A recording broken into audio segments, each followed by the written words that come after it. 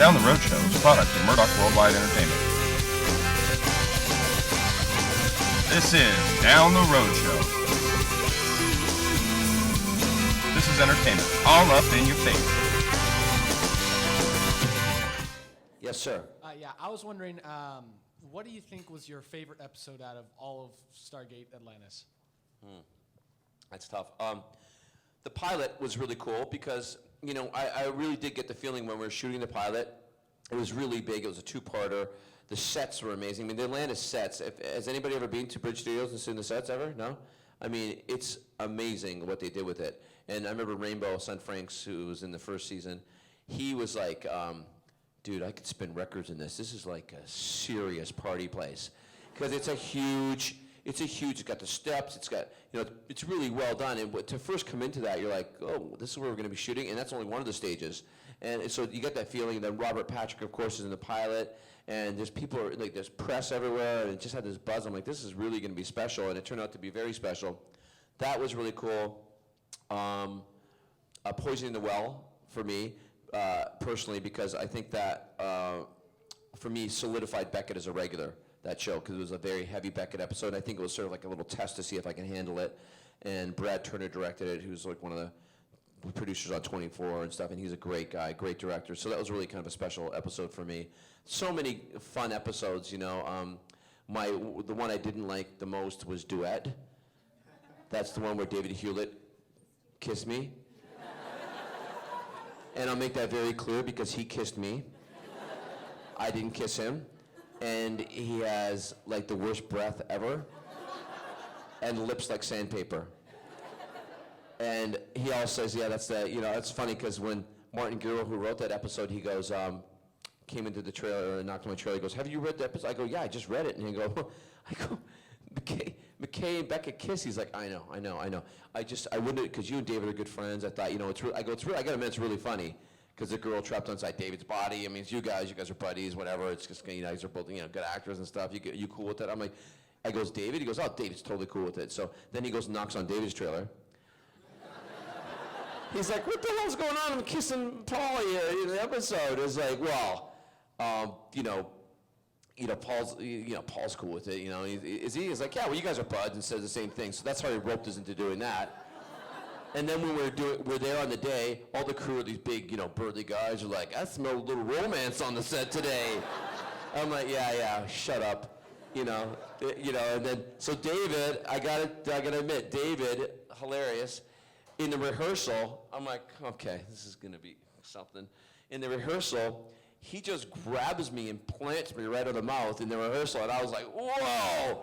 And he goes, just wanted to get that out of the way. I'm like, you are creeping me out. It's really creepy. Get off of me. His sister's a much better kisser. Hi.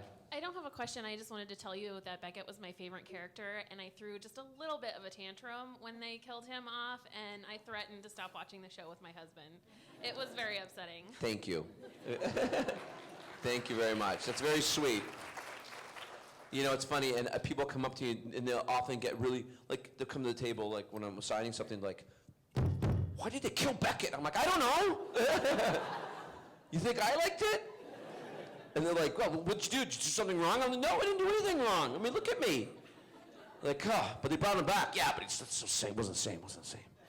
I'm like, yeah, I don't know, but I appreciate that. It's really sweet that a character can touch people like that, you know, when you're on a show and then people actually take you in and think, well, I had an emotional response to that character being killed, which is really sweet. And to be honest with you, I couldn't be around when they had the funeral scene. I was like, I just don't want to be around for that. It's crazy. I can't do it. And the crew was in tears, you know, and it's really quite a sad thing. So I didn't watch it till maybe a month after it aired, and I watched it at home with my brother, and I just like watching it, even myself, I'm like, I knew it was coming. I'm like, God, this is sad. It's so sad. God, I'm a little softy at heart. I couldn't believe it. But, you know, it was the crew and saying goodbye to the crew and stuff was weird. And also, if you know this or not, but we shot that episode out of sequence. So after I was dead, I did 2 more episodes that shot before that.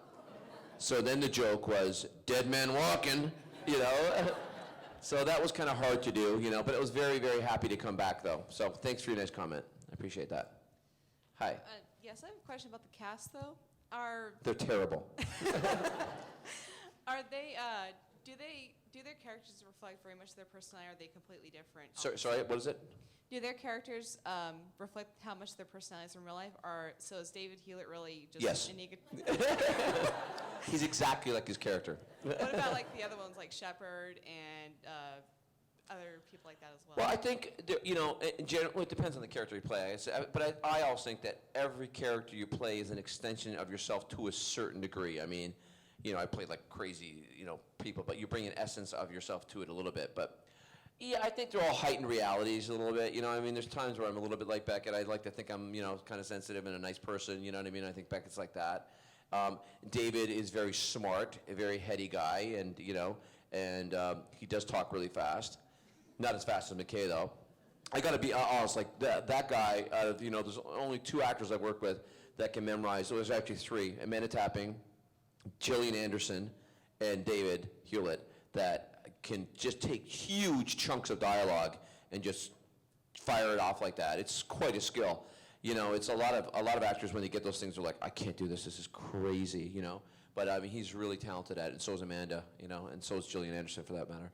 But I think Joe is a lot like Shepard. He's sort of like the hero guy. Joe's very laid back, kind of a surfer guy. He's got that thing. Jason is, like I said, Chewbacca meets Marmaduke. He's kind of like, yeah, let's get something to eat. We did a convention in Australia, in Melbourne last year. I brought a buddy of mine, Al, and it's kind of fun. Sometimes you can bring your friends to these things, And he'd never been to Australia, so we went to Melbourne and then Auckland. And so he had met Jason a couple times in Vancouver, but he hadn't had dinner with Jason or ate with Jason. And that's a whole different experience, okay? Because I see him, and he's like, Paulie, he calls me up. I go, what room are you in? He goes, I'm starving. I'm like, of course you are. Let's go eat. I'm like, all right. So we'll go eat. I was like, cool, we'll go grab a bite to eat. So we were walking around Melbourne. We go into this restaurant, and Jason's like, let's have 2 dozen oysters, plate of spaghetti, some fish and chips. What are you guys having? Like, he's like that. You guys want to split an appetizer? Some calamari? I'm like, yeah, okay, we'll split something.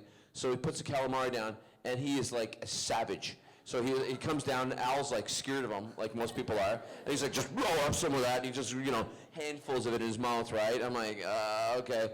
And so Al comes up to me, Jason goes to the washroom and goes, can I say something? I'm like, yeah, I don't want to split anything with him anymore. I'm scared. I go, I don't blame you. And we'd have these sci-fi dinners, You go to these dinners and there's all the executives there and stuff. You're like, oh God, it's kind of awkward. It's kind of the people, like, I get there late. First sci-fi dinner I go to, I'm sitting in between one of the heads of sci-fi and Richard Dean Anderson. There's one chair empty. It's me. I'm like, great. So I get there late. I sit down like, hey guys, how you doing? They're good. And we're just talking. We're all going around. Jason shows up, right? And his character is like quite dirty in the show and stuff. So he doesn't even bother showering or anything. He's got like his nails are covered in dirt and he's grimy. In a big scene, he's like, how you doing? And he's like, I'm starving. And it's a big round table, and there's these chunks of bread on the table. So he reaches his hand into the basket, grabs the bread, and then he reaches his fingers into the thing and pulls some butter out, right? And I'm watching them, and a couple of these sci-fi execs, they're like, it's like, hi. Yeah, so Paul, you want some bread? I'm like, oh, here. Throws a piece at me. I'm like, oh, I'm good, thanks. Thank you. Don't hurt me. I don't even know what the question was. Anyway, I went out there. How you doing? Hey, how's it going? Great. I was wondering if you know anything about any plans for a dog's breakfast too? At all? Or? If he makes me dress like that again, I swear to God. I don't know. David's talked a little bit about it. I mean, that would be fun if he did it. I mean, but a lot of people ask me that. So, he's doing a lot of different things right now. I haven't talked to him lately, but he had talked about it, at some point in time. I think it'd be really fun if he did. I'll tell you a little funny story about that, shooting that movie, which, David asked me to do, and I'm like, yeah, it's great, I read it. I'm like, I'm dressed as a woman. And we played around with the voice I was going to use for the woman. I said, David, we're like, at first kind of a New York voice, like, can make it really talk like that. And I'm like, it'd be really funny, just for the Stargate fans, if I do a Scottish woman voice. He's like, yes! So, Detective Morse was a Scottish woman. But when I'm dressing up as the woman, I love you ladies out there, by the way. I can't believe you wear heels, nylons, bras, all of it. I'm trying it on. So the makeup, we have a guy in there. He's doing my makeup, and he covers my eyebrows up, and kind of puts a prosthetic over them, and then he's spray painting me or whatever they do, Then he puts these little freckles on me and stuff, and they put the wig on. I'm like, I'm hot, I'm pretty hot. This is and then he puts a lipstick on, I'm going like this, I'm walking around like this, and they're like, you're an idiot, So then I put the bra on and the pantyhose and the thing, and now I look like a linebacker, I'm like, I'm not hot, and I couldn't walk in the heels at all. I had to bring them around with me and then just put them on when I was shooting, so I was walking around some slippers, and they just hand me the shoes.